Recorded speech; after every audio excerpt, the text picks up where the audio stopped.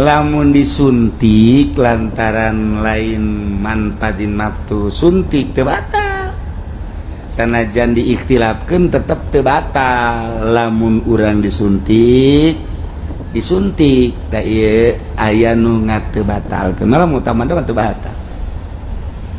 kumaha lamun diimpus sarua bae diimpus ge sebab tama lain melalui manfaat geus lamun urang muriang kemudian diimpus teu batal puasana atawa urang diimpus hayang seger teu batal puasa asal diimpusna ieu melalui lain manfaat kadi mah kadarah lain ka jero beuteung lain ka urat-urat anu pertalian jeung beuteung tapi kadi di dieu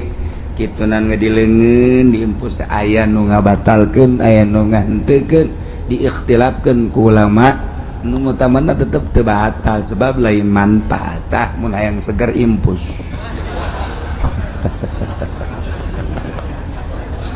Masya Allah.